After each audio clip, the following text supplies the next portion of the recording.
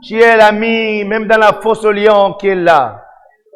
Tu es l'ami même lorsque la fournaise a été surchauffée, tu es là. Tu es l'ami même lorsque nous passons dans l'ombre de la vallée de la mort, tu es là. L'ami qui ne nous abandonne jamais. L'ami qui ne nous délaisse jamais. L'ami qui rassure. L'ami qui est là avec nous. L'ami lorsque nous pleurons qui est sur nos larmes. L'ami lorsque nous tombons nous relève. Nous te bénissons ce matin parce que tu n'as pas changé. Et en tant que tes serviteurs et tes enfants réunis en ce lieu, nous voulons déclarer combien tu es digne de louange. Tu es digne que nous puissions t'offrir nos vies, te donner ce que nous sommes. Nul n'est comparable à toi. À toi la gloire. Au nom de Jésus-Christ. Amen. Waouh. Est-ce qu'on peut acclamer Dieu? Amen.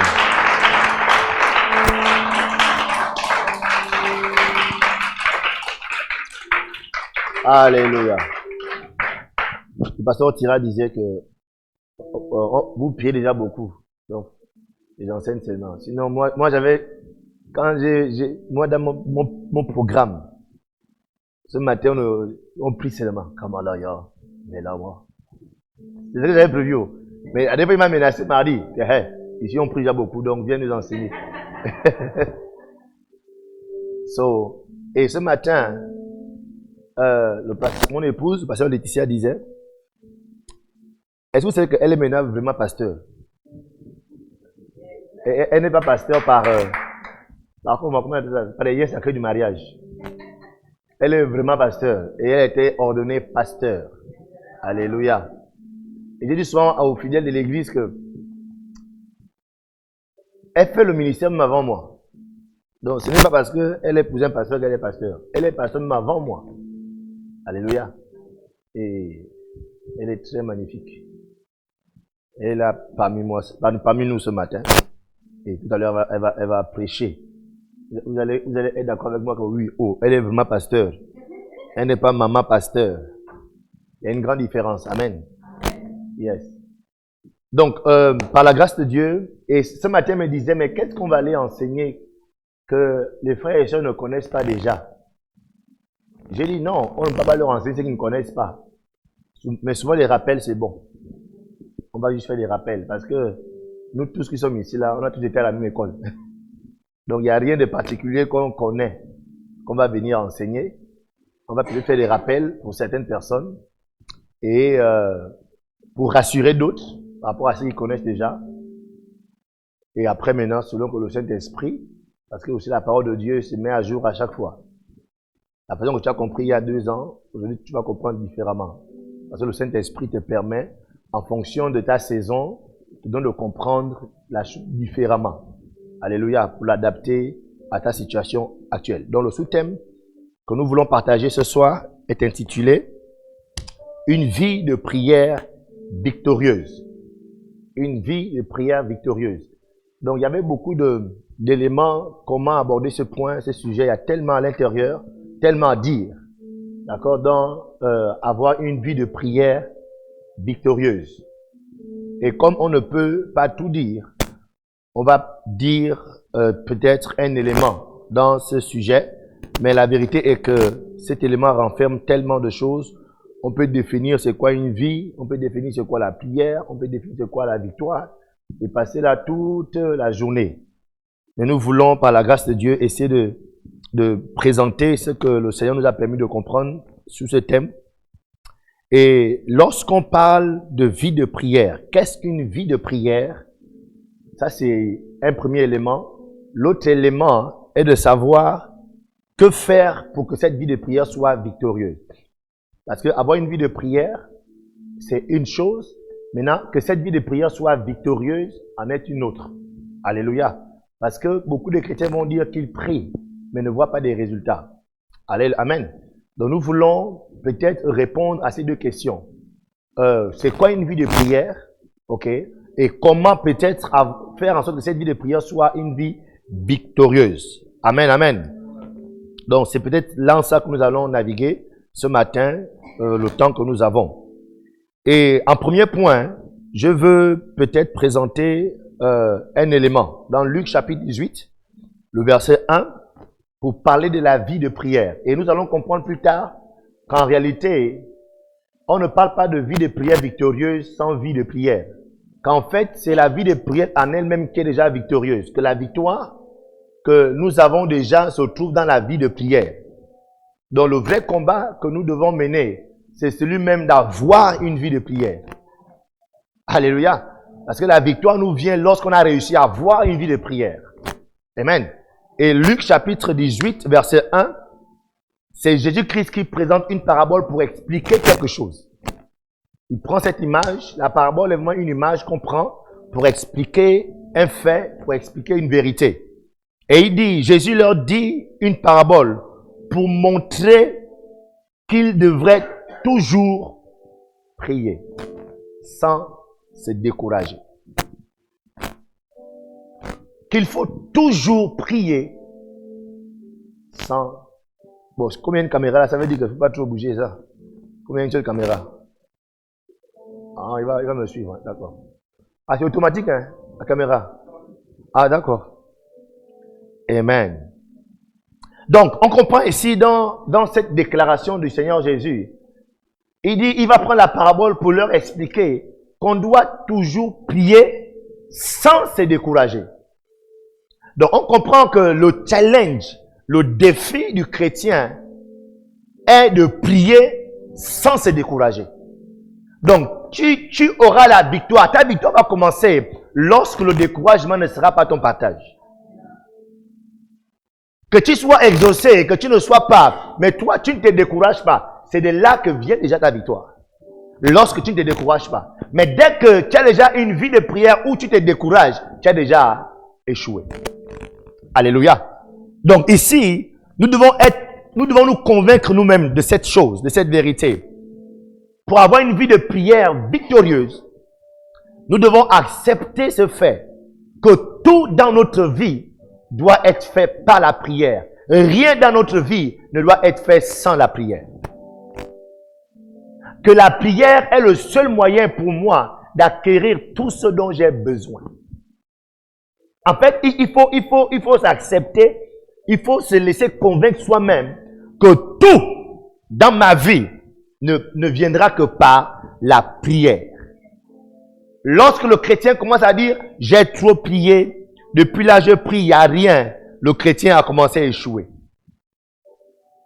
Tu as commencé à échouer lorsque tu commences à compter le nombre de heures que tu as prié, le nombre de temps que tu as prié. J'ai trop prié. Le chrétien qui veut avoir la victoire, lorsqu'il a prié 3 heures et qu'il n'y a pas de résultat, il va se dire non. Si je n'ai pas eu de résultat, c'est parce que j'ai prié seulement 3 heures. Prochainement, je vais prier 4 heures. Ah, dès qu'il a prié 4 heures, il n'y a pas de résultat. Il dit non, c'est tellement parce que j'ai prié 4 heures. Prochainement, je vais prier 5 heures. Alléluia. Le chrétien qui a la victoire, il va dire non. Je fais une semaine au camp de prière. J'ai déployé tout mon zèle. Pensant qu'au sortir de là, ça va changer. Mais quand tu arrives, la montagne est toujours là, mbembe, ça ne bouge pas. Le chrétien qui a commencé à échouer va dire que me sert ces camps de prière. Mais le chrétien victorieux, il va dire non, certainement, le pasteur Ostira, on dirait qu'il n'a pas bien suivi Dieu. C'est sûr que Dieu a dit 2 semaines, il a seulement fait 1 semaine.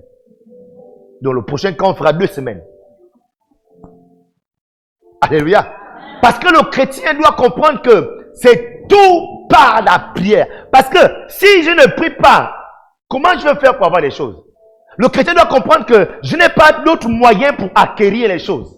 La prière est la seule arme que j'ai à ma possession pour devenir ce que je dois être, pour acquérir ce que je dois acquérir. Donc lorsque ta tête s'est fermée comme ça, à croire ça, tu es déjà un chrétien victorieux. Alléluia. Donc nous devons dès maintenant accepter que tout nous viendra que par la prière. Notre victoire a commencé. Là. Philippiens 4:6. L'apôtre Paul qui déclare ceci. Il dit, ne vous inquiétez de rien. Mais en toute chose, Hein? Toutes choses, priez. En toutes choses, quoi? Priez. Amen. Donc, le défi pour avoir une vie de prière victorieuse est de toujours prier et ne jamais se décourager. Toujours prier et ne jamais se décourager. Toujours prier et ne jamais se décourager. Alléluia. Donc, c'est la vie de prière qui va amener l'atmosphère ou l'aura dont tu as besoin pour attirer les choses à toi. Donc, c'est cette aura que tu vas créer par cette vie de prière que tout ce dont tu auras besoin viendra à toi. C'est pourquoi le combat, ta bagarre est d'avoir une vie de prière, de toujours prier. Parce que la prière va créer quelque chose autour de toi et ça va attirer les choses à toi. C'est pourquoi il ne faut pas se décourager. C'est pourquoi quand tu pries, l'exaucement n'est pas forcément que tu reçois l'argent, tu reçois le travail. L'exaucement de ta prière peut aussi être que désormais, tu n'as plus 10 anges, tu as maintenant 20 anges autour de toi. Alléluia. Oh yes. Ça veut dire que désormais, ton onction était à 10 litres, c'est monté à 30 litres. Et quand tu es un homme d'onction, tu es un homme de grâce. Tu es un homme de bénédiction. Les choses viennent à toi comme ça là quand tu as l'onction. Donc sans cette vie de prière, sans développer cette vie de prière, ça veut dire qu'il y a le surnaturel que tu extrais de ta vie. Le surnaturel. Et pour ma part, il n'y a pas une chose plus surnaturelle dans la vie d'un chrétien que sa foi. La foi est l'élément le plus surnaturel dont tu as besoin. Parce que tout commence par la foi. Alléluia. Et vous allez voir que lorsque un chrétien prie beaucoup, c'est un chrétien en fait qui est en train de dire qu'il a beaucoup la foi.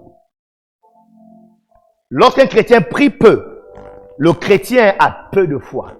Parce qu'en réalité, la prière n'est que l'expression de ta foi. Dans un sens, mais dans un autre sens, la prière vient encore comme booster ta foi. Amen. Donc, quand tu ne pries pas, quand tu n'as pas une vie de prière, ça veut dire que tu n'as pas une foi qui est grande. Tu as une petite foi. Tu as peu de foi. Tu as une foi défaillante. La Bible décrit tout ce type de foi. La Bible parle de foi qui est naufragée. Une foi faible.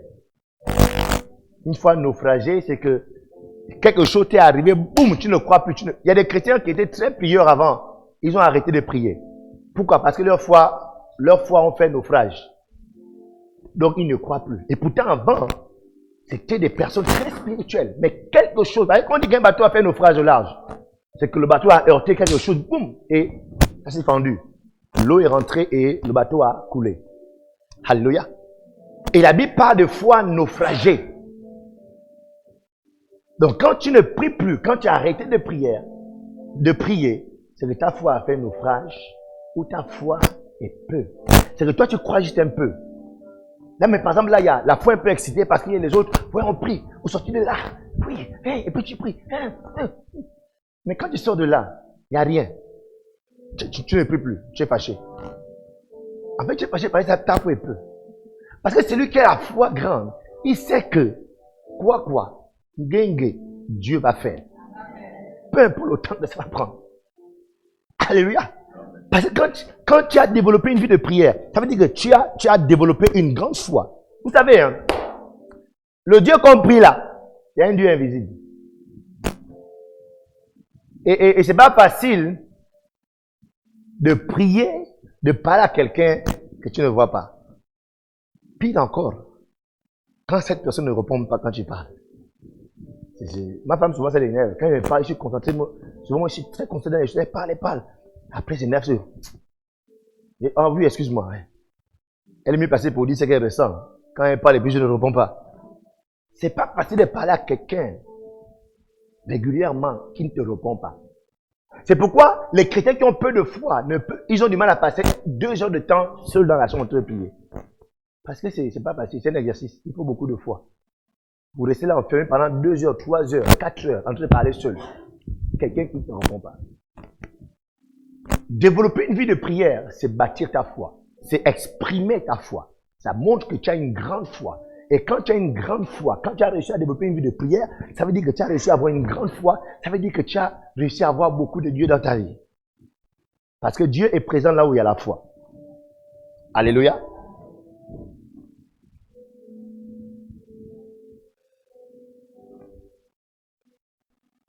Donc la prière est l'expression de notre foi. Quand nous ne prions plus, ou bien quand nous ne prions pas assez, cela montre que nous avons une petite foi, ou bien une foi qui est défaillante. Et la Bible est claire, sans la foi, il est impossible de plaire à Dieu. Avoir une vie de foi victorieuse, du moins, avoir une vie de prière victorieuse, consiste à être exaucé par Dieu. Je ne prie pas pour juste aller passer du temps. Je me mets à prier parce que Dieu va m'exaucer. Alléluia. Et Dieu va m'exaucer parce que je crois que Dieu va m'exaucer. Donc, ce qui m'amène dans la prière, c'est déjà la foi. Ce qui m'amène déjà à aller prier parce que j'ai déjà la foi. Que là où je m'en vais là, Dieu va m'exaucer. Alléluia. Donc, lorsque tu as réussi à avoir une vie de prière, ça veut dire que tu as réussi à avoir la foi en Dieu. Et la Bible dit que sans la foi, il est impossible de plaire à Dieu. Donc, quand tu es un homme de prière, ça veut dire que tu es un homme de foi, ça veut dire que tu es un homme qui plaît Dieu. Et quand tu plais Dieu, c'est clair que ça veut dire ce que ça veut dire. Amen.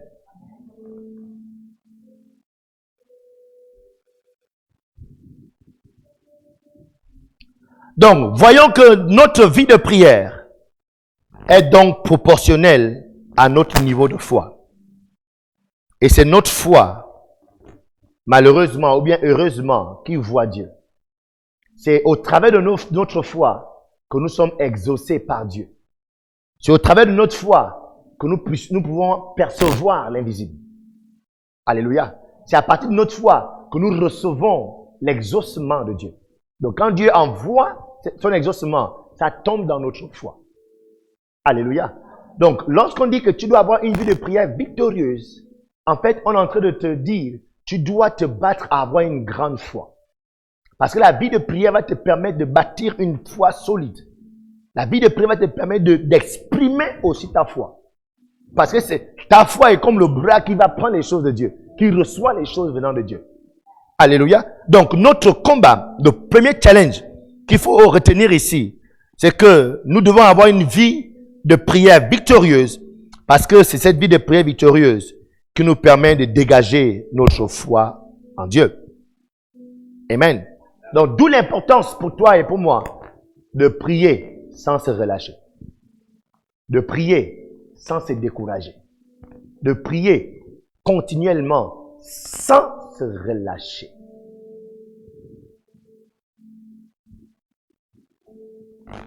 Et rapidement, j'aimerais nous présenter 3 ou 4 points et on va s'arrêter. Je m'arrête à 10 heures, c'est ça, non?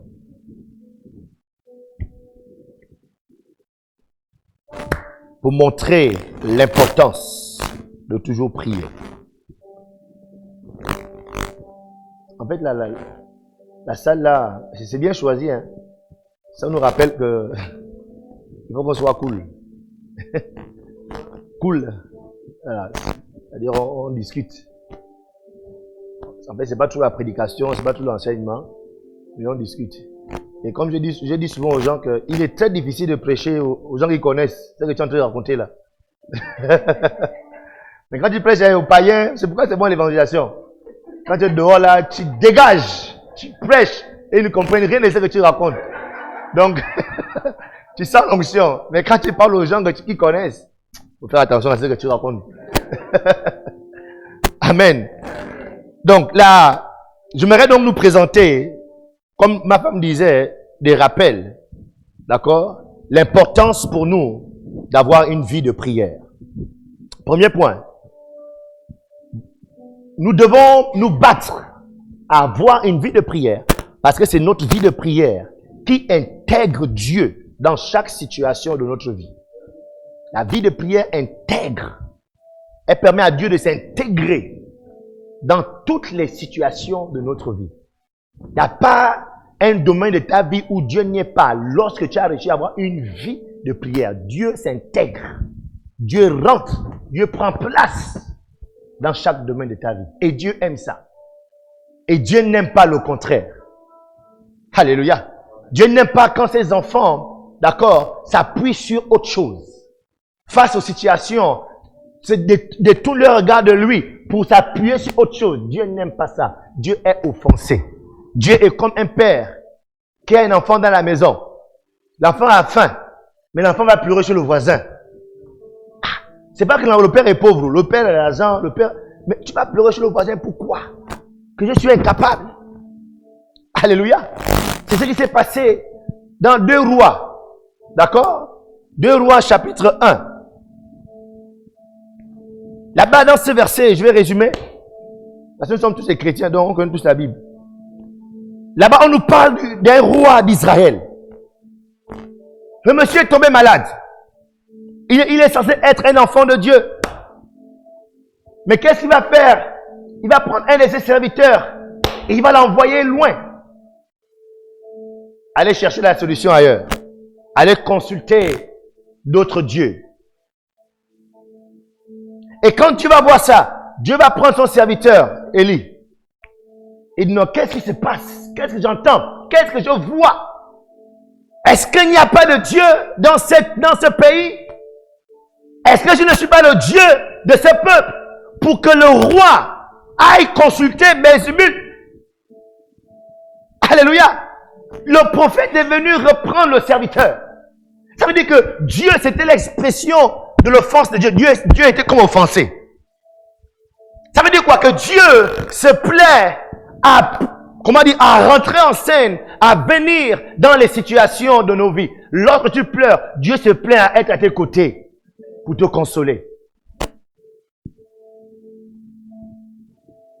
Lorsque tu as mal, Dieu se plaît à ce que tu tournes d'abord tes regards vers lui, même si tu dois attendre longtemps. Mais Dieu aime, c'est-à-dire, en fait, Dieu aime quand tu lui montres que il est tout pour toi. Que tu n'as pas d'autre option. Tu n'as pas d'autre force vers laquelle tu vas te retourner. Qu'il est le centre de ta vie. Que s'il ne donne pas, tu restes sans rien. S'il n'exauce pas, tu restes sans rien. Ça, c'est un message que, au village, que une fois ma grand-mère nous avait parlé ce message. Elle m'avait puni. On était à 2. Moi et puis un oncle. On était jeunes, on avait peut-être quel âge? Peut-être 6 ans. Parce qu'on était jouer au foot jusqu'à tard la nuit, on n'a pas fait la vaisselle à la maison. Elle nous a tapé. Elle a dit non, vous allez dormir dehors. Effectivement, mon oncle, qui est son neveu, il est parti. Parce qu'il était allé dormir dans une autre maison chez un de ses amis. Mais moi, qu'est-ce que je fais? Je suis resté devant la porte assis. Elle s'est réveillée vers 1h du matin. Elle a ouvert la porte. J'étais seul. Le matin. Elle a fait les bagages de son neveu. Elle l'a ramené chez sa mère. Et moi, elle m'a pris dans les bras. Elle m'a expliqué pourquoi elle m'a tapé. Et elle m'a servi un bon plat le matin. Alléluia. Ça veut dire que Dieu, même quand tu pleures, il se plaît quand tu es toujours là. Même s'il ne donne pas encore. Il l'aime. Il dit, oh ah oui. Ah, c'est mon fils, il m'aime vraiment. Il n'est pas prêt à aller voir ailleurs. Alléluia. Yes. Donc, avoir une vie de prière, c'est intégrer. Dieu s'intègre dans chaque domaine, chaque situation de ta vie. Il s'intègre, il prend place. Donc la victoire, une vie de prière victorieuse, son avantage, c'est que Dieu s'intègre dans ta vie. Il prend place dans ta vie. Alléluia. Deuxièmement, avoir une vie de prière victorieuse apporte un élément surnaturel à chaque situation de votre vie. Les hommes de prière, des femmes de prière sont en général des gens surnaturels. Des gens qui ont des éléments, c'est-à-dire, ils n'ont pas une vie simple. Les gens n'ont pas de vie simple. J'ai entendu une fois un homme de Dieu me dire qu'on a Alain, il est mystérieux. Bon, il me dit ça, bon, je ne sais pas pourquoi il dit que je suis mystérieux, pour moi, je suis normal. Mais la vérité est que quand les gens te voient à l'extérieur et essaient de te suivre, quand tu as une vie de prière, tu es insaisissable. Tu es bizarre. Yes. Pourquoi? Il y a le surnaturel en toi. Quand tu as le surnaturel en toi, tu es bizarre. Mais c'est un bon bizarre, pas un mauvais bizarre. Yeah. Heureusement que tu as fait ton témoignage la dernière fois par rapport à ton visage, que tu ne ris pas beaucoup. Donc, quand il rit là, ça me fait du bien. Ah oui, là c'est...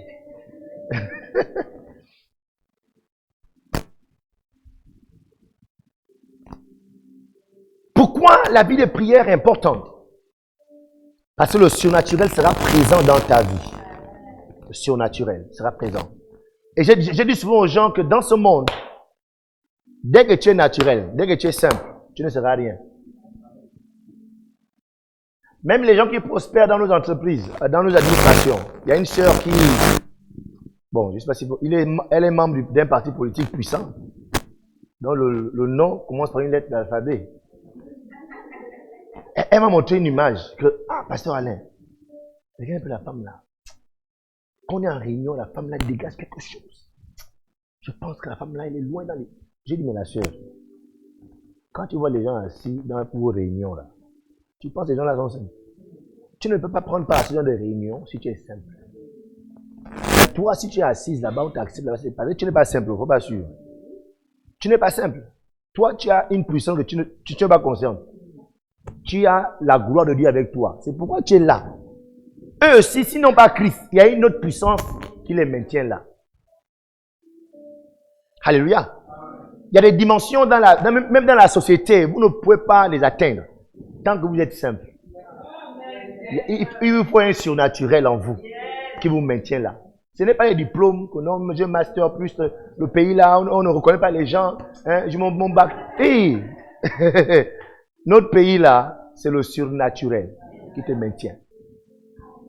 Yes. Donc, dès que tu as développé cette vie de prière, c'est-à-dire, tu verras que, en fait, tout pour toi, soit ce sera très simple. En fait, il y a des combats que tu ne combats plus.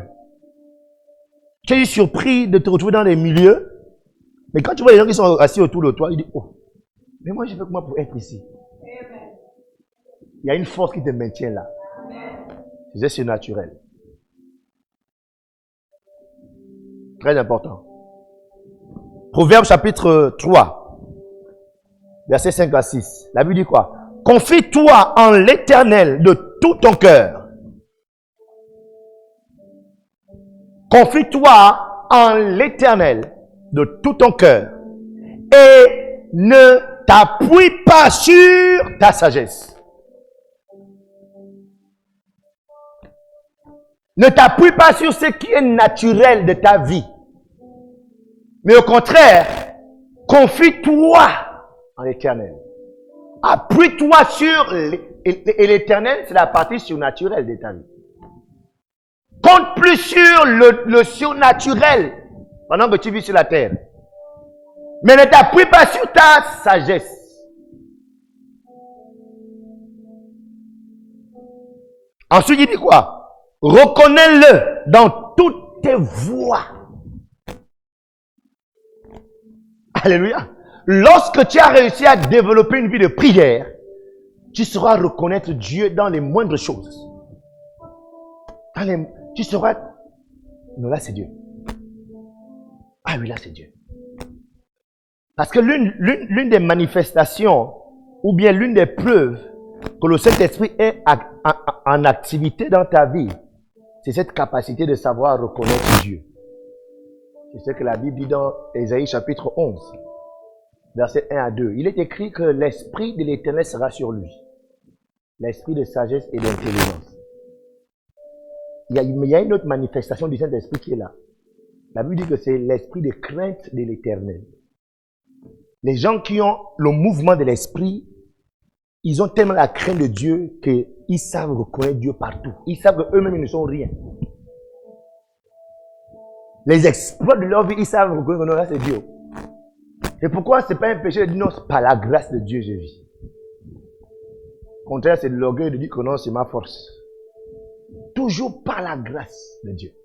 C'est-à-dire, je reconnais que dans tout ce que je suis, tout ce que j'ai, c'est Dieu. Alléluia. La grâce de Dieu. Tout par sa grâce. Reconnais-le. Ensuite, il dit quoi? Et il aplanira tes sentiers. Wow. Donc, plus tu reconnais Dieu, plus tu sais identifier Dieu, plus Dieu te fait le chemin de la vie. Donc, ce verset nous enseigne que ne pas se confier à Dieu, d'accord? Parce qu'il dit, confie-toi à Dieu et il va faire quoi? Aplanir les sentiers. Autrement dit, ne te confie pas à Dieu et il ne fera rien aussi. Alléluia. Donc, ne pas avoir une vie de prière ne t'attend pas à Dieu.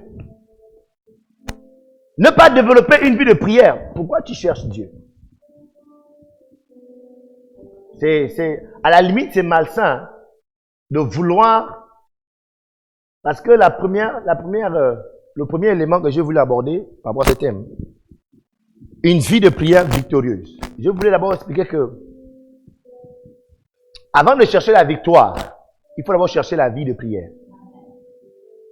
Alléluia. Et que c'est à la limite malsain de vouloir chercher la victoire dans une discipline où tu n'es pas allé combattre.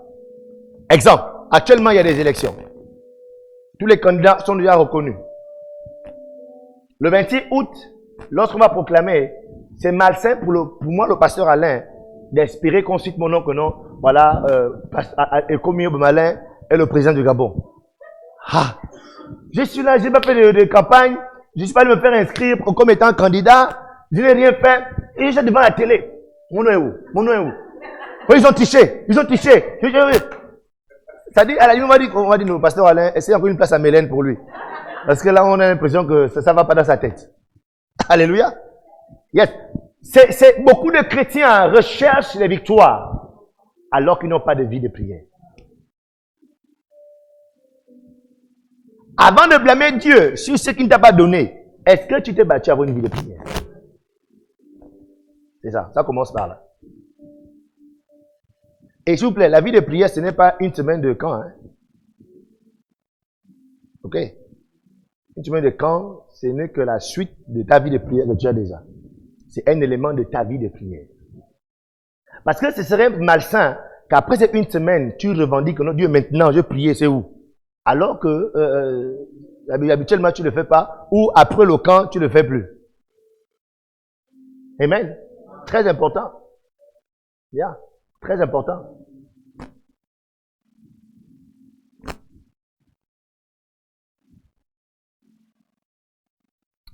Wow.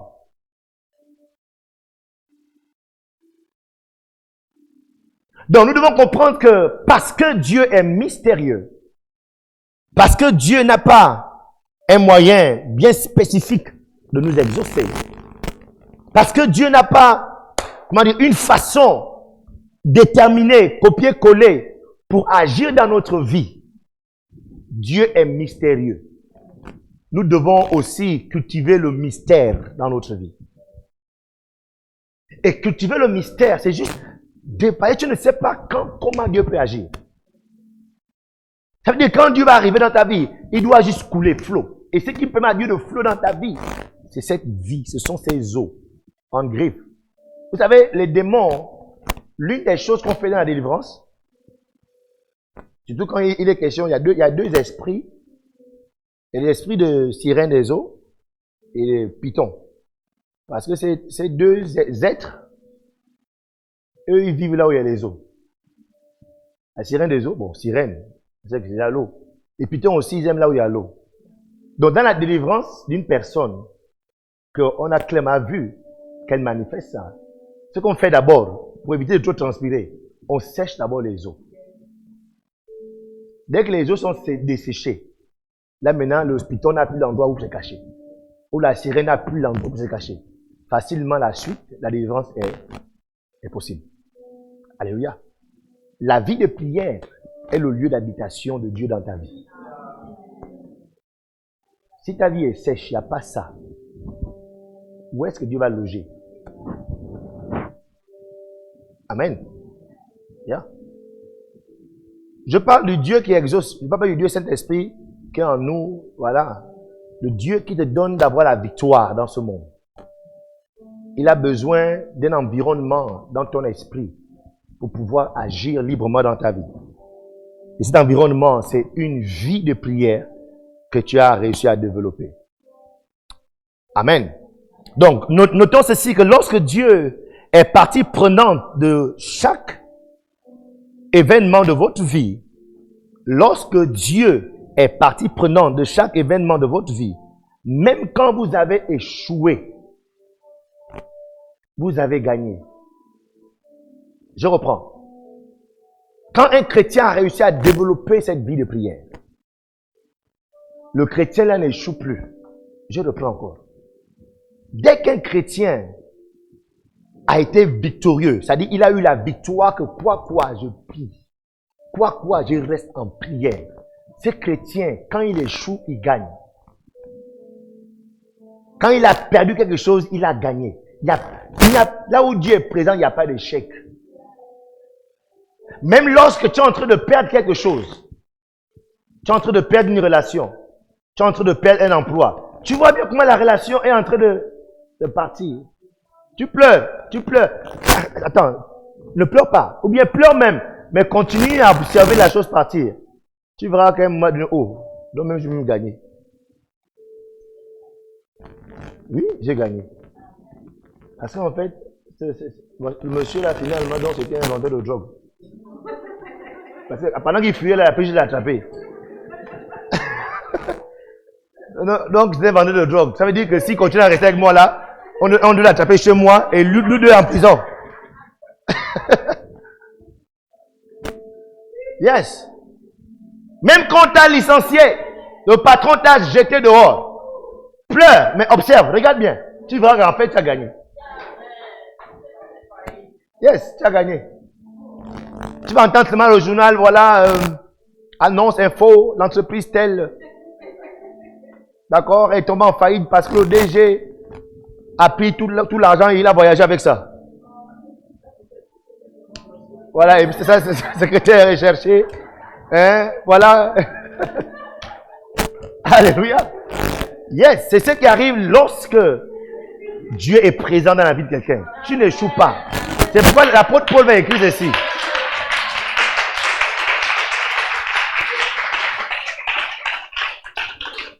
C'est pourquoi l'apôtre Paul va écrire que si, en fait, tout concourt au bien de ceux qui aiment Dieu. Tout concourt. Alléluia. Tout. Oh bébé, je pense qu'à partir d'aujourd'hui, notre relation doit prendre fin. Parce que je pense que j'ai bien réfléchi. Pourquoi tu me fais ça? Je te donne toute ma vie. Oui, je sais, mais écoute, il faut vraiment que je peux changer de page. Regarde, non, c'est normal de pleurer, on est humain. Tu as aimé quelqu'un et tout. Il n'y a pas de souci, regarde. Assieds-toi seulement et pleure. Et laisse, faut pas jamais retenir quelqu'un qui te plaque, les sœurs. Non, quand un homme t'a plaqué, la sœur, ne pleure jamais. C'est-à-dire, il ne faut pas le retenir, il ne faut pas te battre pour vouloir le garder. Et bâtard. Moi, aujourd'hui, je suis marié à une belle femme parce une femme m'a plaqué. Hein. Et oui, moi, j'étais fiancé avant elle. Bon, pas fiancé, engagé. J'ai dragué, la sœur m'a dit oui. Et on a dit qu'on fait d'abord les études. Après les études, on va se marier. Mais la sœur m'a appelé pour dire que non, finalement, non, je sens plus la chose. Parce qu'en fait, au finish, j'avais décidé de devenir pasteur. Alors qu'à l'époque, on s'était connus, je devais être ingénieur en télécommunication. Et elle, docteur. On était au Sénégal. Quand les pasteurs sont bizarres et tout, elle dit final. Et j'étais à l'école publique, hein. Voilà. Je pense que ça ne sert à rien de forcer notre relation. Et Moi, je suis un homme de prière. J'ai dit, ah bon, c'est ce que tu dis? Oui, je peux pas que ça s'arrête là. Il dit, ok. Bon, écoute. Les anges ont entendu. Le diable a entendu. Dieu a entendu. On est ensemble. Ciao, bye bye. Tu vas dire, non, mais tu sais, on peut quand même... J'ai pas le temps à trop négocier. C'est bon, écoute, on est ensemble. Il n'y a pas de problème. Et vous savez quoi? Je vous dis quelque chose. À 3 mois de mon mariage, la sœur, elle est congolaise. Elle vit au Sénégal. Elle est arrivée au Gabon pour me demander pardon. Que non, ne te marie plus, je reviens. Ouais! Eh non, ma femme. Elle a pris le billet d'avion, aller-retour. Pour dire qu'en fait, je me suis trompé, excuse-moi. J'ai dit, moi, j'ai un homme de prière.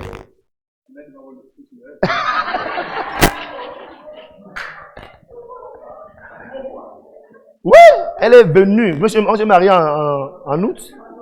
Elle est arrivée en mai ou en avril. Elle a fait une. Et si vous expliquez comment elle a fait pour arriver avec un groupe de prophétesses organisé, ils m'ont fait comme un guet-apens. Ils m'ont appelé au 22, viens. Voilà. Hein?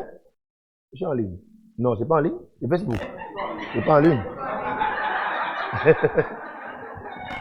Hey. Non, il y avait une prophétesse apparemment gabonaise, machin. Elle a, je sais pas comment ils ont embrouillé la pauvre fille. Et la fille a payé non seulement le billet de la prophétesse pour qu'elle rentre au Gabon, finalement. Elle a payé son billet à elle. Ils sont arrivés au Gabon. Oui, elle avait la raison. Et on m'appelle. Maintenant, c'est une sœur du Sénégal que je connaissais qui m'appelle. Non, il y a une sœur qui est en train de rentrer au Gabon. Voilà, c'est une femme de Dieu. Je t'envoie un petit collier avec elle. Il dit, ah bon? Déjà, ça m'a surpris que elle, quand elle était au Sénégal, on ne se parlait pas. C'est quoi ça maintenant? Je parle. Et quand j'arrive, c'était au 22. Je rentre dans la maison. Là, c'est une maison vide pratiquement parce qu'ils aménageaient. Je m'assois. Il y avait le silence dans la maison. Mais regardez, quand j'ai un homme de prière, en fait, je ne savais pas, mais je savais que non, ça là, il y a quelque chose. Et pendant que je suis au salon, j'entends dans la chambre les sœurs qui prient. Au nom de Jésus, au nom de Jésus, au nom de Jésus.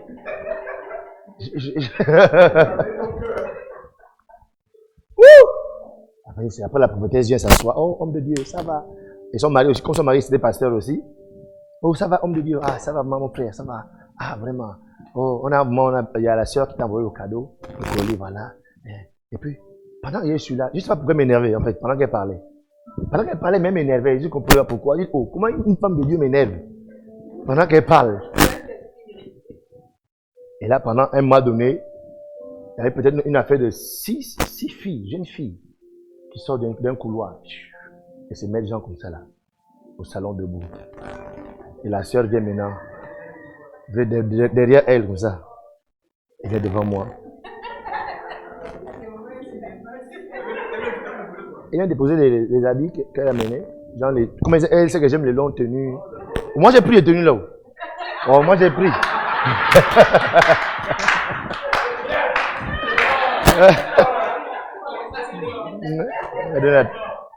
Deux tenues avec une paire de babouche. En fait, j'étais assis là. Je regarde. Elle s'assoit. La prophétesse est là, le pasteur est là. J'ai dit, Miss, ton pasteur, c'est que tu es au Gabon. Bon, son pasteur, je suis mon pasteur. Tes parents savent que tu es au Gabon. Et depuis quand tu t'habilles comme une prostituée comme ça là, tous étaient choqués. Oh, le pasteur est en train de faire quoi comme ça là? La prophétesse me dit non, homme de Dieu, mais calmez-vous d'abord, je vais vous expliquer, vous savez. Je la regarde. On sait que vous êtes fiancés, nous savons. Mais Dieu est clair par rapport à votre mariage avec sa fille. Vous savez, elle me montre celle-là. Celle-là, elle va se marier dans 2 mois. Mais son fiancé actuel était fiancé avec une autre soeur. Mais Dieu a parlé, Dieu m'a révélé. L'homme de Dieu. J'étais là. J'étais dans ma tête. Je vous dis ce que je pensais d'elle. Je vous dis. Bon, de toute façon, on est tous des frères ici. Je disais chienne. Chienne. Oui, ce que je disais, voilà. Bon, on est ensemble, d'accord. Chien, c'est un chien. Jésus-Christ a traité les gens de chiens. Oh, la nourriture, c'est pour les chiens. Parce qu'il y a les comportements des chiens. Elle avait un comportement de chienne. Ça ne vous choque pas, non? D'accord, merci. De toute façon, on est tous parlants, on se connaît tous. Et là, je pensais que Dieu c'est ma chienne. Mais à l'époque, j'étais très spirituel et très pur. Que pour moi, je me suis dit, oh, comment tu penses comme ça? Oh. Elle a fini de faire son speech. Je l'ai pris à côté. Je lui ai dit. Hein? Non, la fille. Parce que moi, la fille, la protège, je ne la connais pas. Je n'ai pas son temps. La fille, c'est quand même une sœur. On était ensemble au Sénégal. Une sœur que j'ai aimée, même si on n'est plus ensemble. Écoute, je m'inquiète pour elle. Elle vient jusqu'au Gabon. Ses parents ne sont pas au courant. Le risque qu'elle prend de venir jusqu'ici. Non, je la conscientise. Qu'est-ce que tu fais comme ça? Après, il dit non, quel peu le billet de là? Elle dit non, c'est moi. Après, il dit non, qu'un peu, moi je pars. Elle a venu au tribunal. Pendant elle a fait 2 semaines ici. Tous les jours, elle m'appelle, message, m'appelle. Après, elle est partie, sans qu'on se voit encore. La vie de prière, quand tu as une vie de prière, quand tu perds et tu gagnes. Alléluia. Tu ne fais pas d'une séparation la fin de ta vie. Oh, il est parti. Ok, bye bye. Yes. Parce que lorsque Dieu est dans ta vie, comment tu vas échouer? Comment tu peux échouer quand Dieu est avec toi? C'est pas possible. C'est pas possible. Ce sont des hommes qui nous ont fait croire, qui nous ont expliqué c'est quoi le succès. Qui veulent nous imposer c'est quoi le succès. Alléluia. Qui nous définissent quels sont les standards du succès. Le succès selon Dieu, ce n'est pas avoir tous les châteaux de Libreville. Est-ce que vous comprenez? Le succès selon Dieu, ce n'est pas avoir tous les terrains partout au Gabon. Gloire à Dieu sur les terrains. Gloire à Dieu sur les maisons. Gloire à Dieu si tu es marié. Mais ça, ce sont les standards du succès que les hommes veulent nous imposer. Quand tu as beaucoup d'enfants, mais toi, personnellement, quand tu vas mourir là, tes enfants là vont rester où? Ici. Et moi, une des choses que je me dis tout le temps avec ma femme, c'est que, regarde, ce qui est étrange, c'est que même si tu as 10 enfants et que tu n'as rien foutu avec Dieu, quand tu arrives au ciel, tu n'es rien. Même si tu construis beaucoup de maisons sur la terre et que les gens disent waouh, l'homme était prospère et que tu n'as rien foutu avec Dieu, quand tu arrives au ciel, il n'y a rien.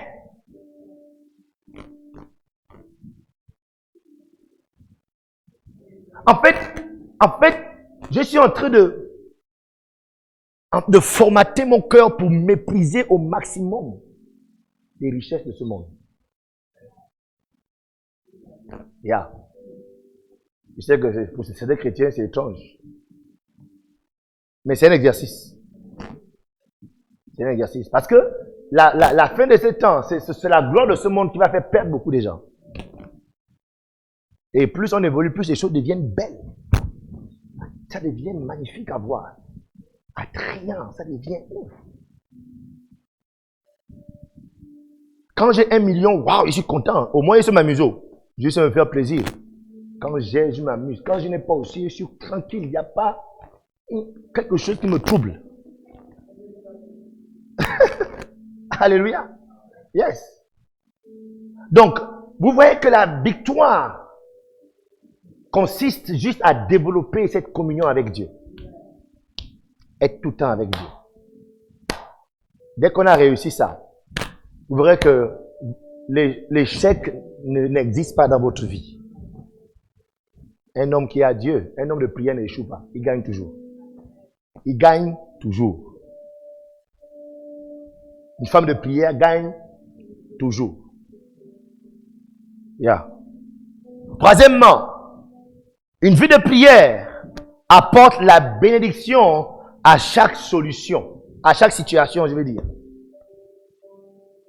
Une vie de prière, quand vous l'avez développée, elle attire dans chaque situation de votre vie, il y a la bénédiction qui est là. La bénédiction. Marc chapitre 6, 41. La Bible dit, il prit les 5 Il prit les 5 pains et les 2 poissons, et levant les yeux vers le ciel, il rendit grâce. Puis, il rompit les pains et les donna aux disciples, afin qu'ils les distribuassent à la foule. Il partagea aussi les 2 poissons entre tous.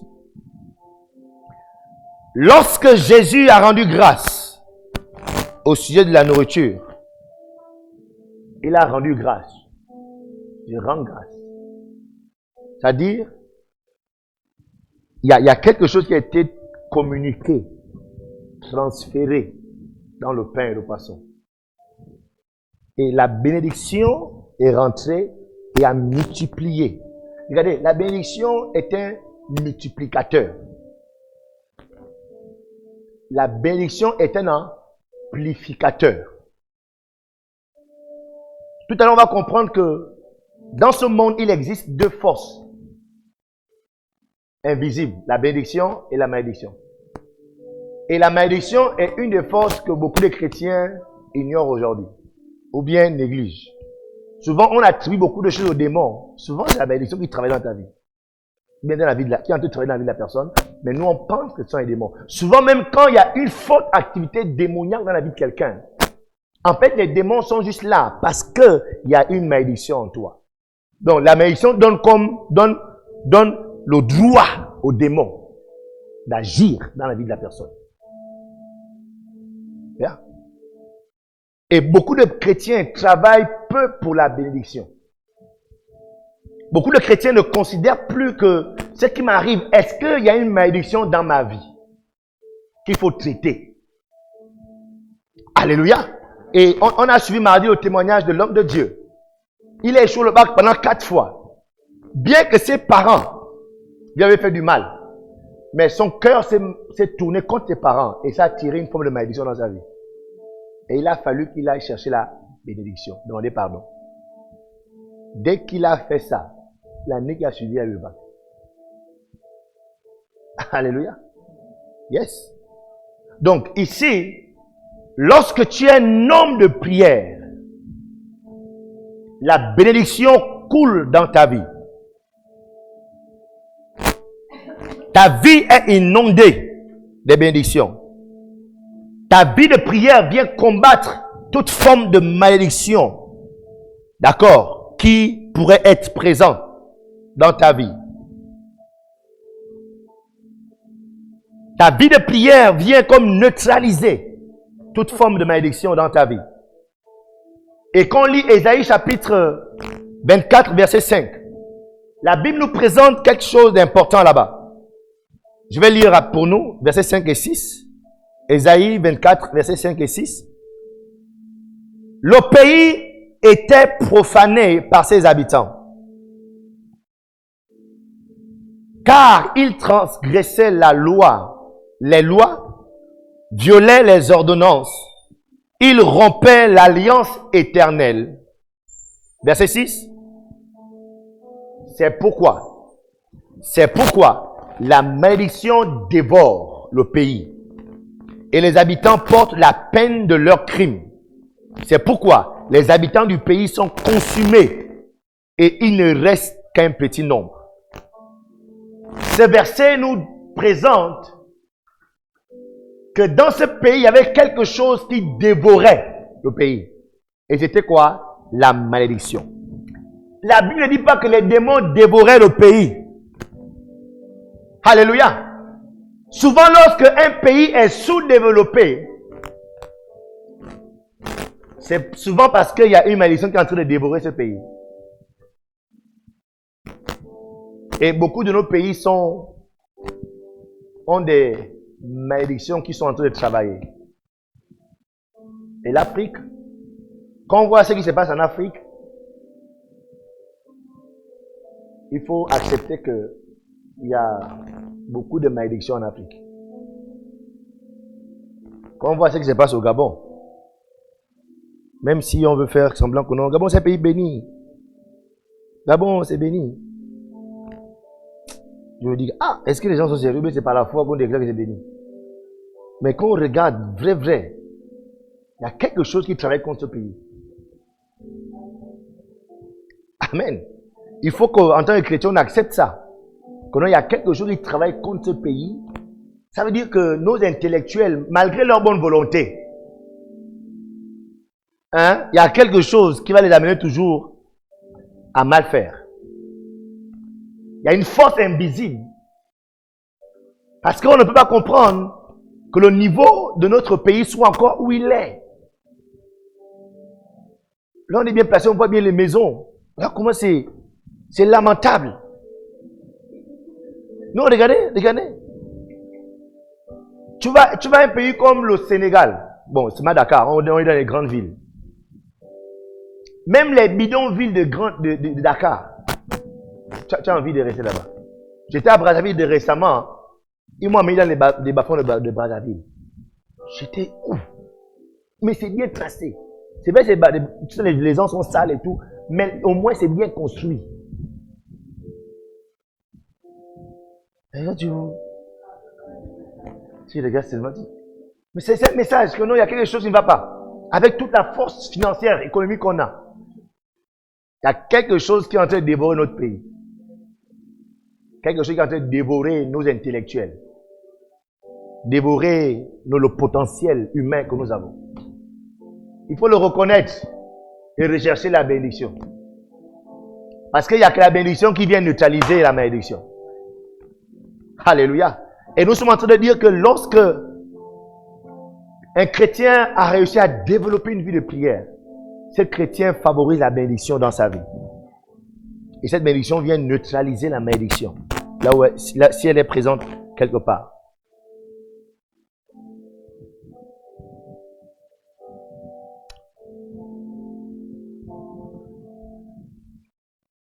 Donc, lorsque vous développez une vie de prière, comprenons que nous attirons, ou bien vous attirez autre chose dans votre vie, qui est la bénédiction, et qui va venir neutraliser la malédiction.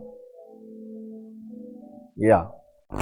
Et là où la malédiction avait dévoré ta vie, la bénédiction, elle vient construire.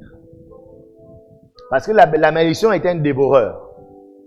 Ça veut dire quoi? Que tu peux beaucoup travailler, tu vas toujours gagner peu. Tu peux te déployer, travailler. Quand la malédiction est présente quelque part, tu peux beaucoup transpirer. Tu gagnes toujours peu. Alléluia. D'ailleurs, lorsque l'homme a été maudit, c'est ça qu'on a dit que mon frère, pour manger là, tu vas transpirer. Et non. Yeah. Donc, beaucoup travailler et peu manger, c'est la preuve que la malédiction travaille quelque part. Et la difficulté avec la malédiction a deux difficultés. Première difficulté, c'est que la malédiction vient souvent de Dieu. Oui. Souvent. C'est là où c'est compliqué, quand ça vient de Dieu. Ça, c'est la première difficulté. Mais deuxièmement, la malédiction, en fait, c'est l'homme qui choisit de prendre la malédiction. Parce que dans Deutéronome 30, je pense, Dieu va dire à l'homme que je mets devant toi la vie et la mort. La bénédiction et la malédiction. Je mets devant toi. Ça veut dire que tu as le choix de choisir de prendre la bénédiction ou de prendre la malédiction. Alléluia. Quand un homme a choisi lui-même d'être maudit, c'est difficile de délivrer. Alléluia. C'est pourquoi c'est difficile. Parce que souvent c'est Dieu qui met ça devant et l'homme choisit. Dans le fait de couper les liens, de chasser les démons. Lorsque un esprit humain est présent quelque part, c'est plus compliqué que de chasser un démon. Parce qu'en général, les esprits humains sont là de façon officielle. D'accord? C'est une alliance qui a officialisé la présence. C'est-à-dire c'est un parent qui a permis que la personne reçoive cet esprit.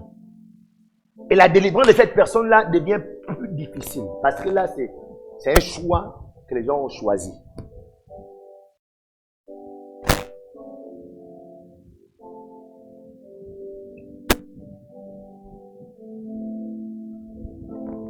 Donc c'est pourquoi il est difficile de pouvoir arrêter la malédiction quelque part. Parce que, souvent il vient de Dieu. Pas que Dieu nous maudit, mais Dieu met toujours devant nous ce choix. Et deuxièmement, l'homme choisit. Si Bon, si notre pays, je soupçonne que notre pays soit maudit, je soupçonne. À cause de ce que je vois. Hein? Voilà. C'est parce que les hommes, à un moment donné, ont choisi que notre pays soit maudit. Des choses qui ont été faites. Des actes qui ont été posés. Donc, ils ont choisi librement d'amener cette malédiction dans le pays. Alléluia. Maintenant, l'église, qu'est-ce que l'église doit faire? C'est de choisir la bénédiction. Et on choisit la bénédiction. Je sais que non, ce qui dit là, ça vous dérange un peu. Comment mon pays, le Gabon est béni? Écoutez, le Gabon, ce n'est pas les montagnes. Quand on parle du Gabon, ce n'est pas l'océan, ce sont les hommes. Quand Dieu voit le Gabon, Dieu a tant aimé le monde. Dieu ne sont pas les arbres. Ce sont les êtres humains qui vivent. Donc, quand on dit que le Gabon est béni là, vous pensez au pétrole qui est sous le sol. Vous pensez à l'or qui est sous le sol. Mais l'homme gabonais, l'homme, la personne gabonaise, qu'est-ce qu'il est tous les jours? Qu'est-ce qu'il a tous les jours? Alléluia. Yes. Bientôt la chute des États-Unis. Mais sinon les États-Unis est un pays béni. C'est un pays où on peut... Voilà. Bon, j'ai jamais été. Hein. Souvent les films là nous montrent des choses où les rêves se réalisent. Parce qu'à un moment donné, ce pays-là a mis Dieu au cœur. Mais ce pays-là, c'est le dernier bientôt. Parce que toutes les choses étranges viennent de là-bas maintenant. Et par quoi qu'on dit que les États-Unis étaient bénis? Par l'homme américain. Comment il était fier, comment il était glorieux. Partout. Donc, si le Gabonais ne jouit pas encore de ce qu'il a, s'il vous plaît, cherchons la bénédiction. Il y a quelque chose qui dévore notre pays et qui empêche au Gabonais de jouir de ce que Dieu lui a donné.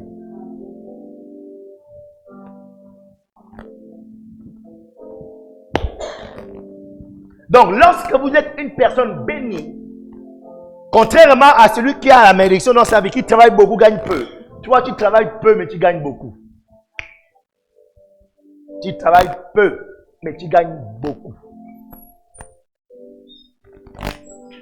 Moi, souvent, je ne me prononce pas souvent trop vite lorsqu'on critique quelqu'un qui a par exemple un niveau licence, ou bien troisième, et il est dans un bon poste, et qui gagne bien sa vie. Après, je n'ai pas trop me prononcer que non, il faut mettre des intellectuels, hein, machin. Écoutez, la grâce de Dieu, hein, elle s'en fout du diplôme. Avant de dire que non, cette personne ne mérite pas être là, regardez est-ce qu'il y a la grâce de Dieu dans sa vie. Parce que la grâce de Dieu peut te prendre où tu es là et te mettre dans une position compliquée. Alléluia. Tu peux ne pas beaucoup travailler, mais toi tu gagnes beaucoup. Pourquoi? Parce que tu es béni. Alléluia. Yes. L'une des preuves que tu es béni, c'est que toi tu transpires peu. Parce que la malédiction de l'homme, c'est que tu dois travailler beaucoup pour gagner. Amen. Tu dois travailler beaucoup pour manger. C'est ce que Dieu a dit à l'homme. Tu vas, la terre là, pour te donner à manger, tu vas souffrir.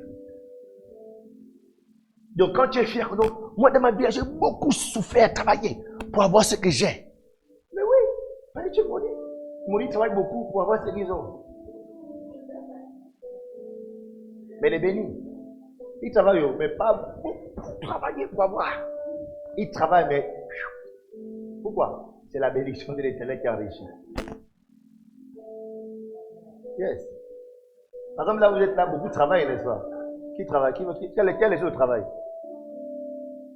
Voilà, vous avez laissé le boulot, là. Vous avez laissé le travail avec une permission, ou bien vous avez disparu aussi. Vous avez pris une permission. Ah, son compte. Yeah, donc vous avez votre entreprise. Elle a laissé l'entreprise. Il y a quelqu'un qui dit, what? Laissez une journée, une semaine. Non, moi, tu vas tomber. Non, il faut travailler, il faut travailler, il faut travailler. Elle est là tranquille. Elle écoute la parole de Dieu. Quand il va sortir d'ici, c'est une prophétie. Tu fais quoi? Ton entreprise fait quoi? Agence immobilière. Yes. Dès qu'elle sort d'ici. Monsieur, madame, oui, s'il vous plaît. J'ai 3 immeubles. Je cherche un gestionnaire. Et la rentabilité mensuelle des appartements, Chaque mois, mon immeuble me sort 150 millions.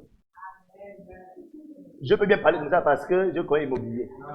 Et dans les 150 millions, tu as peut-être 7% ou 10%, je ne sais pas combien tu taxes. Donc 150 millions, 10%, tu as 15 millions par mois. La bénédiction, hein? L'église a 1,5 million. Seigneur, ma femme, tu suis.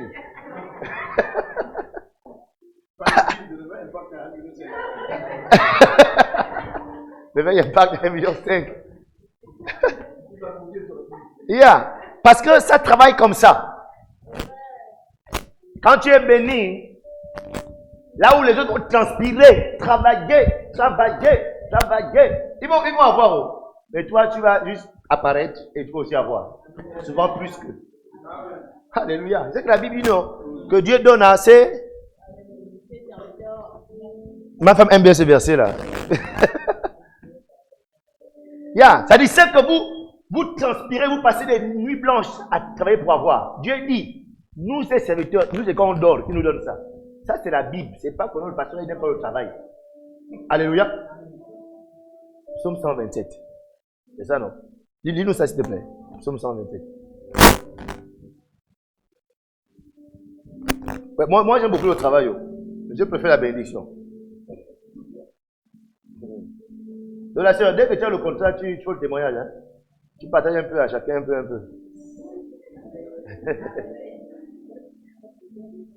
Psaume 127. Hein?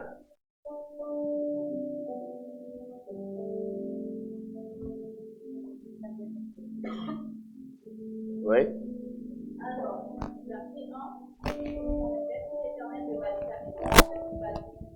travaille en vain, l'Éternel ne garde pas celui qui garde.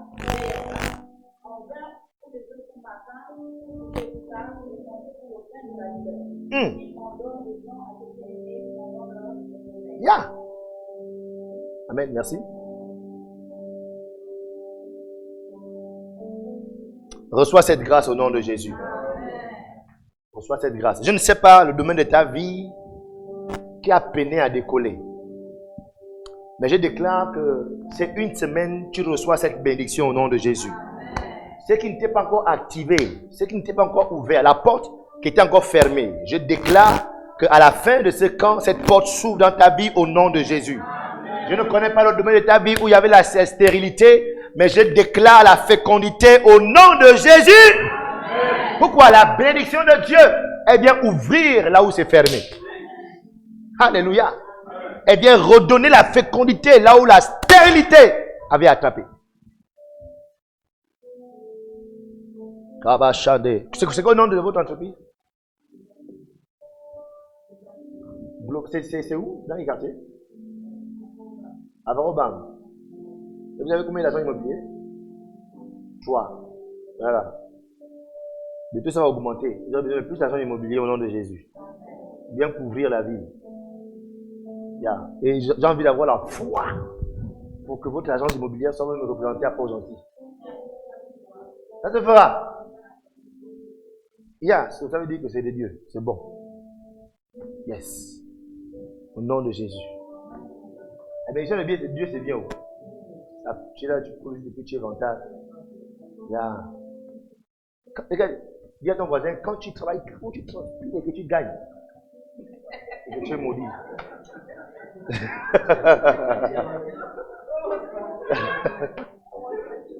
Alléluia. Il ne faut pas être trop fier que non, moi.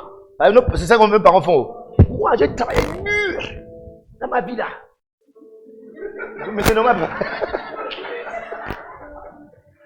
Tu t'as mis dur, mon fils. Hein? Vous savez pourquoi les gens n'aiment pas les pasteurs? Les gens aiment insulter les pasteurs. Parce que les gens pensent que nous, les pasteurs, bon, ils ont raison. Que nous, là, c'est moi qu'on vient prêcher. Après, quand on sort une voiture, alors le chrétien, là, il souffre. Vous savez, ils aiment les païens. Nous n'avons qu'à y travailler. Ils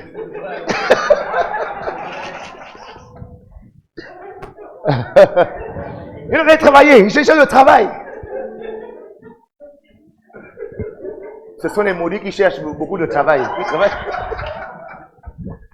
Nous, on fait le travail de Dieu. Le travail de Dieu, c'est la bénédiction. Alléluia. Yes. Et on va se penser des chrétiens qui tombent dans ce piège. On se fait quand même. Hein. Il faut que quelqu'un est passé aussi à travailler. Hein. Vous êtes un groupe de maudits. Alléluia. Maudit, quand on dit que Dieu est maudit, c'est, on t'explique, c'est que maintenant si tu refuses, on ne peut pas te sauver. Alléluia. Yes. Regardez.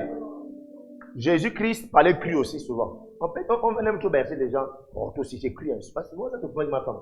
Invite-moi, elle, chérie, tout ça. C'est les gens sensibles. Mais là-bas, au quartier, là, on le fait ça propre. Sinon, les carrés ici, là, on peut pas les aider. Alléluia. Alléluia. Amen. Voilà. Surtout quand on est en famille comme ça, là, on sait qu'il n'y a pas de problème entre nous.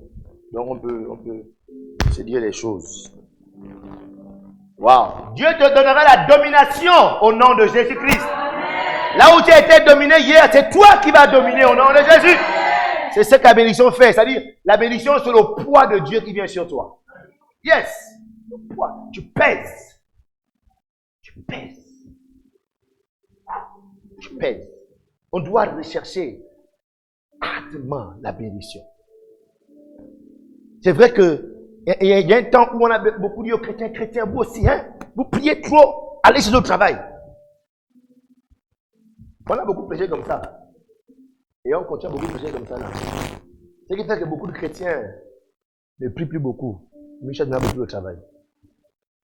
Oui. Beaucoup de chrétiens ne prient plus beaucoup. Mais ils travaillent maintenant beaucoup. Quand il y a trop prié, Seigneur, je te recommande ma journée. Protège-moi au nom de Jésus. Amen. Pourquoi? Parce qu'il faut vite courir aller au travail. Travailler toute la journée. Faire les heures sup. Et le soir, tu es fatigué. Et tu rends grâce à Dieu, merci pour la journée. Pendant 6 mois, voilà ta vie de prière. Pendant 6 mois, 1 année, toute ta vie de prière a été, tu te rends grâce à la journée. Tu te recommandes le travail. Non. Mais c'est clair que tu auras les mêmes résultats que ton collègue païen. C'est-à-dire beaucoup travailler pour gagner. Là où j'ai vu la bénédiction de Dieu travailler, c'est dans la vie de ma femme.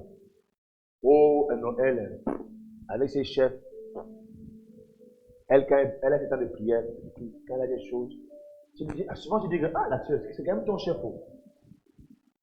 Je ne comprenais pas. Quand là où il y a besoin de travail, même ton chef a l'impression que c'est toi le chef. Alléluia. Il te respecte, c'est comme si c'était toi le chef. Et lui-même, il ne peut pas expliquer pourquoi il y a cette crainte-là. Il y a quelque chose qui est là, qui est la bénédiction. Quand tu es béni, les choses ne te fuient pas. Les choses sont attirées partout. Quand tu es béni, yes. Les clients vont chercher, les propriétaires vont entendre parler de ton entreprise, ton agence immobilière. Vous savez, l'immobilier, c'est un domaine où il y a tellement d'espoirs, de maudits, beaucoup de maudits. Oh oui, il y a beaucoup de maudits dans l'immobilier. Moi, je parle bien de l'immobilier parce que j'ai fait l'immobilier. Beaucoup de malhonnêtes. Mais dès que les gens vont apprendre que il y a une entreprise bénie, il y a une femme, elle est sérieuse. Elle tient bien vos maisons. Oh, comment on appelle encore l'agence immobilière? Il y a une agence immobilière là. Alliance. C'est Alliance, hein? Alliance. Oui, j'ai une Alliance. Non, pas l'agence numéro 1. Alliance est au-dessus de l'agence numéro 1. Yes. Que tu deviens plus l'Alliance au nom de Jésus. Toutes les maisons de la sablière là. Ah, merci Seigneur. Ça a commencé déjà.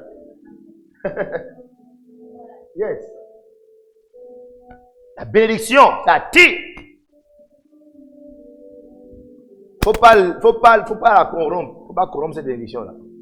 Et ça veut dire qu'il faut faire attention on les appelle comment? Aux collaborations d'autres agences. Fais beaucoup attention. Le diable va passer par eux pour vouloir salir, tacher ta bénédiction. Il faut les filtrer. Il faut avoir des contrats stricts avec ces personnes. Il faut aussi avoir des huissiers de justice sérieux avec qui il faut travailler. Là-bas aussi, c'est vrai malhonnête aussi. Mais comme quand tu es béni, tu es attiré par les bénis. Les maudits, quand ils te voient, ils fuient. Oui, oui, quand les maudits te voient, tu les énerves, ils fuient.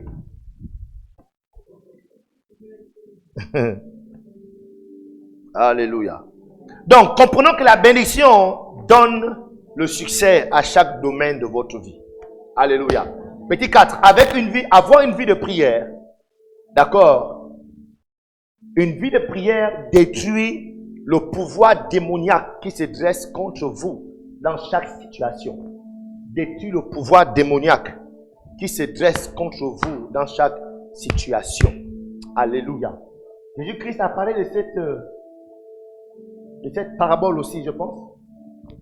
C'est dans Matthieu 6, je pense. Marc chapitre 1, je pense, verset 23. Il dit comment quelqu'un peut entrer dans la maison d'un homme fort, piller ses biens, sans avoir auparavant lié cet homme fort. Alors sûrement, il pillera sa maison. Beaucoup de ce qui manque à nos vies, d'accord, beaucoup de ce qu'on n'a pas, beaucoup de ce qu'on recherche, sont entre les mains des démons. Quelqu'un est célibataire, ton mari est entre les mains d'un démon. Quelqu'un est célibataire, ta femme est entre les mains d'un démon.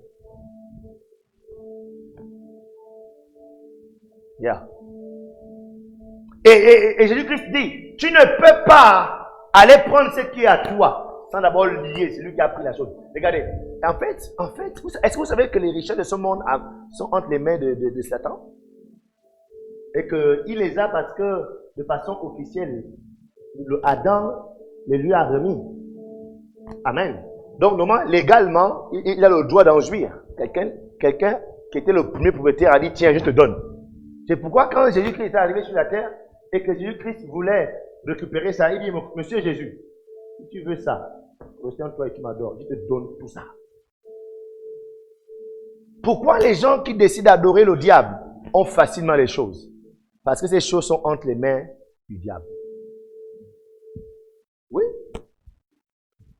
Pourquoi les chrétiens simples, qui ont une bonne vie religieuse, ils viennent à l'église, ils ne volent pas, ils ne suivent pas les gens, pourquoi les chrétiens ont du mal à voir les richesses? Parce que ces richesses-là, bien que Jésus-Christ a tout payé, c'est entre les mains des démons, du diable. Et Jésus-Christ dit clairement que comment tu veux avoir ces choses sans d'abord lier, sans avoir lié l'homme fort, sans avoir lié ces démons. Donc, lorsque tu es une personne qui a réussi à développer une vie de prière, alléluia, ça veut dire qu'il y a une atmosphère autour de toi qui fait en sorte que tout ce que tu veux, tu es assez musclé pour lier un démon. Une fois, il y a une sœur qui m'a fait une révélation sur moi. Je ne sais pas si tu étais là, on était au bureau. Elle m'a dit, le pasteur Alain, à chaque fois qu'il veut quelque chose, on a toujours. Et dès qu'il y a un défi à l'église, peu importe le montant, dès qu'il dit seulement il est sérieux, à la fin, on fait ça. Amen. Parce qu'en général, moi, je ne prie pas beaucoup pour l'argent, Seigneur, pour depuis là, il n'y a pas d'argent, oh Seigneur, oh. Moi, je suis plus concentré à vouloir aimer plus Dieu, à vouloir plus le connaître, grandir dans la connaissance. Donc, moi, mais quand il prie beaucoup en langue, là, souvent, là, en fait, j'ai envie de voir Dieu. J'ai envie de voir Jésus. Mais il y a des fois, je me dis, bon, là, on a un projet. Faisons, on fait. Après, on a réussi. Parce que la conférence qu'on a eue récemment, c'est une conférence qui a coûté de l'argent. Et notre église est encore jeune, petite. Et les membres, beaucoup sont fauchés, sans emploi. Quand une église commence, les gens sont fauchés, sans emploi. C'est toi qui dois payer le taxi, c'est toi qui dois leur donner l'argent pour manger le pain au chocolat. C'est toi qui dois, quand ils sont malades, avoir l'argent pour les soins, l'ordonnance, c'est toi. Et à la fin du culte, quand tu as bien prêché, l'onction était là, délivrance. Quand tu prends la caisse comme ça là, tu vas voir, c'est 16 250. Mais quand on a budgétisé notre programme, c'était un programme qui partait à 15 millions. Je leur ai dit, on va réussir. Et l'église, c'est-à-dire, en fait, les gens qui ne pouvaient pas donner, on a un jeune étudiant, il a donné 150 000. Même après mon héritier, on me dit, l'enfant là, il dit que sa bourse est passée. Alléluia. La foi, elle force les gens à avoir leur bourse. Même quand c'était fermé jusqu'à présent. Quand c'était fermé depuis là. Oh, quand tu veux, même toi, ta bourse, ça sort maintenant. Parce que la foi de quelqu'un a parlé. Ça veut dire que sa bourse était entre les mains d'un petit démon quelque part. Qui refuse de signer pour qu'on libère les bourses. Mais comme la foi parlait, il liait ces démons, clap, on a libéré la bourse. Il fallait que son argent contribue à ce programme. Alléluia. Donc la vie de prière va lier, neutraliser l'activité démoniaque autour de ta vie. Autour de ta vie. Les démons tiennent les richesses de ce monde entre les mains. Les démons tiennent les richesses de ton entreprise, les richesses de ta famille entre leurs mains. D'où l'importance pour toi et pour moi de pouvoir développer cette vie de prière afin d'avoir la capacité à tout moment, tout besoin, à chaque fois qu'il y a besoin, de pouvoir les lier. Alléluia. Lorsque vous avez une vie de prière, ok, lorsque vous n'avez pas une vie de prière, ou bien lorsque vous avez une vie de prière, vous empêchez au diable d'avoir la paix. Lorsque vous voyez l'histoire de Jésus-Christ, partout où il partait, il troublait toujours Satan. Satan était toujours troublé. Pourquoi? Parce que le gars où il partait, il dégageait une atmosphère qui dérangeait les démons. C'est comme quand vous rentrez dans une pièce, vous mettez un Rambo, l'insecticide. Les moustiques sont dérangés. Parce qu'il y a une odeur piquante. La vie de prière est une odeur piquante aux démons. Les démons ressentent quelque chose qui les dérange et ils se manifestent.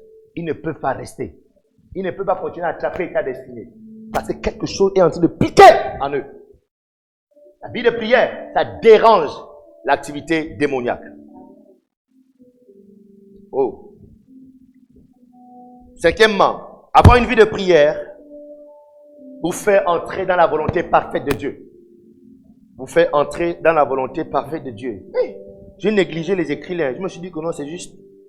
C'est encore beaucoup comme ça là. Bon, on n'est pas obligé de tout dire, hein? C'est ça, non? Lorsque vous avez une vie de prière, vous allez rentrer dans la volonté parfaite de Dieu, la volonté parfaite. L'histoire de Jésus-Christ à Gethsemane nous renseigne combien il est important pour nous de rechercher. On peut lire ça dans Matthieu, on ne va pas lire, je vais expliquer. Matthieu 26, verset 37 à 44. Jésus, aux dernières heures de son arrestation, la Bible nous dit qu'il a passé 3 heures à prier. Et sa prière était que ta volonté soit faite, non pas ma volonté. Alléluia. Et on va comprendre pourquoi il a insisté que la volonté de Dieu soit faite. Parce que lorsqu'on regarde plus loin, il est arrêté. Il est amené devant Ponce Pilate. Alléluia. Et là-bas, on va voir que, à un moment donné, Ponce Pilate était prêt à le libérer. Ponce Pilate était là. On le libère ou on le crucifie, on fait comment? Ça veut dire que la décision de Ponce Pilate allait déterminer la destinée de Jésus. Vous devez rechercher la volonté parfaite de Dieu. Pourquoi? Parce qu'il y a beaucoup de choses que les hommes décident qui ont des répercussions sur vos vies. Donc si vous marchez comme un chanceux, les gens vont décider dans le noir, vous allez subir les conséquences de leurs décisions. Mais Ponce Pilate s'apprêtait à décider à le libérer. Si Ponce Pilate avait libéré Jésus, c'était fini. Le programme a échoué. Ou bien si toutes ces personnes que Jésus avait guéries avaient décidé de se rappeler combien de fois Jésus leur a fait du bien. Non, on ne peut pas accepter qu'on le crucifie. Allons-y, on est plus de 100, on est 1000. Allons-y récupérer Jésus. Mais la volonté parfaite de Dieu a fait en sorte que même les gens à qui Jésus-Christ a fait du bien ont oublié. Souvent, quand tu marches dans la volonté parfaite de Dieu, ne pleure pas quand les hommes sont ingrats. Souvent, Dieu ferme leur cœur parce que tu dois rentrer dans sa volonté parfaite. Même son ami Pierre a renié. Ça faisait partie de la volonté parfaite. Il fallait que ça se passe comme ça. La volonté parfaite de Dieu impose les hommes de se comporter comme Dieu veut pour que toi tu puisses rentrer dans ta destinée. Yes. La volonté parfaite de Dieu. La volonté permissive est dangereuse. Beaucoup de chrétiens sont dans la volonté permissive. Pourquoi? Parce qu'on ne prie pas assez. On ne prie pas assez pour que sa volonté seule soit faite dans ma vie. Que sa volonté soit faite. Tu es là, tu es un homme, tu es marié, ou bien tu es avec ton conjoint. Regardez, on est assis. Actuellement, je ne sais pas ce qu'elle est en train de penser. Malgré que je l'aime, mais elle pense dans sa tête des choses. Moi aussi, je pense des choses, elle ne sait pas. Même si vous demandez ensemble sur le même lit, elle pense. C'est-à-dire que tu es avec quelqu'un, un conjoint, mais tu ne sais pas qu'il est en train de penser comment faire pour te remplacer. Hein? Tu ne sais pas comment il est en train de penser comment faire pour t'annoncer que, en fait, depuis qu'on est là, j'ai 3 enfants dehors. Tu ne sais pas ce qu'il est en train de penser. Tu ne sais pas ce que ton employeur est en train de penser. Que lundi, là, qu'on va venir, il faut que je l'annonce qu'elle ne peut plus travailler. Alléluia. Regarde, quand tu es dans la volonté parfaite de Dieu, hein, les décisions des hommes n'ont aucun effet sur toi. Sauf quand c'est de Dieu. Alléluia. Donc, c'est d'où l'importance pour toi et pour moi de rechercher ardemment à développer cette vie de prière. Parce que la vie de prière va t'amener à marcher uniquement dans la volonté parfaite de Dieu. Que Dieu vous bénisse au nom de Jésus-Christ.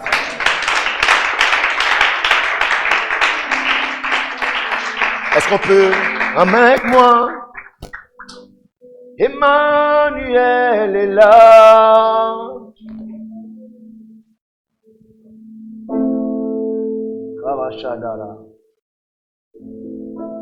Il est question d'avoir une vie victorieuse.